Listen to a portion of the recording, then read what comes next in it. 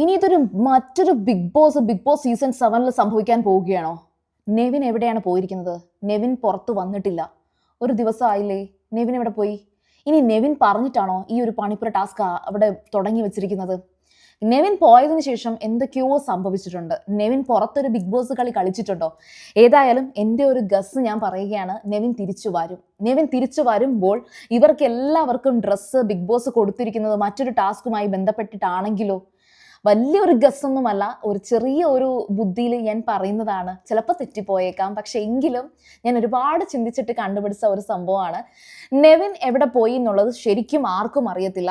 നെവിനെ കുറിച്ചുള്ള ഒരു പുറത്തു വന്നു എന്ന് പറഞ്ഞിട്ട് നമുക്ക് നെവിനൊന്നും ലൈവിലൊന്നും വന്നിട്ടില്ല, അല്ലെങ്കിൽ നെവിൻ സോഷ്യൽ മീഡിയയിൽ വന്നിട്ടില്ല.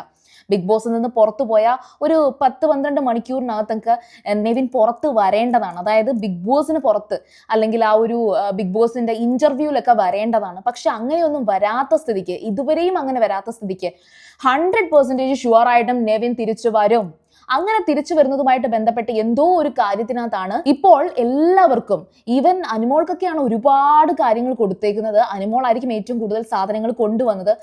ശൈത്യ, റെന ഫാത്തിമ, ജിസേൽ ഇല്ല, ജിസേൽ ഒഴിച്ച് ബാക്കി എല്ലാവർക്കും സാധനങ്ങൾ കൊടുത്തു. അപ്പോൾ ഇതിന്റെ പിന്നിൽ നെവിൻ ആണോ എന്നൊരു സംഭവം ഉണ്ട്. ഇനി നെവിൻ ആണെങ്കിലും അല്ലെങ്കിലും ബിഗ് ബോസ് ഒരു വലിയൊരു മാറ്റത്തിലേക്ക് കടക്കാൻ പോവുകയാണ്. ഇന്നിപ്പോൾ ബിഗ് ബോസ് തുടങ്ങിയിട്ട് 3 ആഴ്ചകൾ പിന്നിടുകയാണ്. ഈ 3 ആഴ്ചകൾ കഴിയുമ്പോഴത്തേക്കും ബിഗ് ബോസിന്റെ ഒരു കളർ മാറ്റം നമുക്ക് കാണാൻ സാധിക്കും.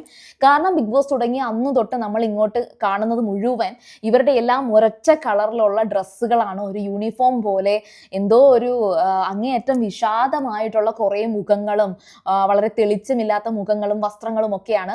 അപ്പോൾ ഈ ഒരു ബിഗ് ബോസിന്റെ ഈ ഒരു അവസ്ഥയിൽ നിന്നുള്ള ഒരു മാറ്റം എന്തായാലും കാണാം. പക്ഷേ ഈ ഒരു പണിപ്പുര ടാസ്ക് ഇത് കഴിഞ്ഞിട്ടുള്ള ഈ ഒരു കാര്യം, അതായത് ഇപ്പോൾ ഇനി അങ്ങോട്ട് എന്തായിരിക്കും ടാസ്കിന്റെ അവസ്ഥ? ഇത് 7ന്റെ പണി എന്ന് പറഞ്ഞിട്ടാണ് പണിപ്പുര അവിടെ വെച്ചത്. പണിപ്പുരയ്ക്കകത്താണ് ഫുഡും അതുപോലെ തന്നെ അവരുടെ വസ്ത്രങ്ങൾ, ആക്സസറീസ് എല്ലാം. അത് പൊളിഞ്ഞ സ്ഥിതിക്ക് അത് ബിഗ് ബോസ് പൊളിച്ചതാണോ, അതോ ഇനി പൊളിക്കാനുള്ള മറ്റെന്തെങ്കിലും, അല്ലെങ്കിൽ 7ന്റെ പണിക്കുള്ള മറ്റെന്തെങ്കിലും അടിപൊളി സംഭവമാണോ എന്നറിയില്ല. നെവിൻ ഔട്ടായി എന്ന് പറയാൻ കഴിയുമോ എന്നറിയില്ല. നെവിൻ പുറത്തു പോയതുമായി ബന്ധപ്പെട്ട് എന്തോ ഒരു സംഭവമാണ് എന്ന് റിലേറ്റ് ചെയ്യാൻ പറ്റുന്ന ഒരു കാര്യം. ഏതായാലും ഈ പണിപ്പുര ഈ ഒരു അവസ്ഥയിലേക്ക് എത്തിയ സ്ഥിതിക്ക് ബിഗ് ബോസിന്റെ 7ന്റെ പണി എന്തായിരിക്കും എന്നുള്ളത് ഒരു വലിയ ചോദ്യമാണ്. ഒരു 1.5 മണിക്കൂറോളം നിന്നിട്ടാണ് ഇവരെല്ലാവരും ഈ ഒരു ടാസ്ക്, അല്ലെങ്കിൽ ടാസ്ക് എന്ന് പറയാൻ അവിടെ ടാസ്കേ കൊടുത്തിട്ടില്ല, പകരം ഈ സാധനങ്ങൾ ആ ഒരു പണിപ്പുരയിൽ എല്ലാവർക്കും തുറന്നു കൊടുക്കുകയാണ് ചെയ്തത്. ഒരു ടൈം ലിമിറ്റോ ഒന്നും കൊടുക്കാതെ. അപ്പോൾ 1.5 മണിക്കൂറോളം നിന്ന് ഇവരിതെല്ലാം അരിച്ചു പറക്കി കണ്ടുപിടിച്ച് വെപ്രാളപ്പെട്ട് ടെൻഷൻ അടിച്ച് എന്തെങ്കിലും പണി ബിഗ് ബോസ് തരുമോ എന്ന് ചോദിച്ചുകൊണ്ട് ഇവരിതെല്ലാം എടുത്തിട്ട് നാളെ ഇതൊന്നും ഉപയോഗിക്കാൻ കഴിയില്ല എന്ന് ബിഗ് ബോസ് പറഞ്ഞാലോ? ഇവരെല്ലാവരും എല്ലാ തരത്തിലുള്ള ഗസ്സും അവിടെ ചെയ്യുന്നുണ്ട്. ഇതെന്തോത്തിനുള്ള പണിയാണ് എന്നൊക്കെ 1000 തവണ പറയുന്നുണ്ട്. എന്നാൽ ബിഗ് ബോസ് 1000 തവണ ആണയിട്ട് പറയുന്നുണ്ട്, ഞാൻ അത്ര കണ്ണിച്ചോര ഇല്ലാത്തവനല്ല എന്നുള്ള മറുപടി വരെ ബിഗ് ബോസ് പറഞ്ഞിട്ടുണ്ട്. സോ ഫൈനലി ഇത് ഏത് അവസ്ഥയിൽ എത്തും എന്നറിയില്ല. എന്തായാലും നെവിന്റെ ഒരു തിരിച്ചുവരവിന് വേണ്ടിയിട്ട് എന്തായാലും കാത്തിരിക്കുന്നുണ്ട്. അക്കൂട്ടത്തിലുള്ള ഒരു പണിയാണോ, അതോ ഇനി നെവിൻ എന്തെങ്കിലും പറഞ്ഞ് കൺവിൻസ് ചെയ്യിപ്പിച്ചിട്ടുള്ള എന്തെങ്കിലും സംഭവമാണോ എന്ന് കൂടി നമുക്കറിയാം. ഈ നെവിനുമായിട്ട് റിലേറ്റ് ചെയ്തിട്ട് ഈ ഒരു പണിപ്പുരയിൽ ഒരു ഇളവ് കൊടുത്തതിൽ എന്തെങ്കിലും ഒരു റിലേഷൻ ഉണ്ടോ എന്നുള്ളത് നിങ്ങളൊന്ന് ഗസ് ചെയ്യുക.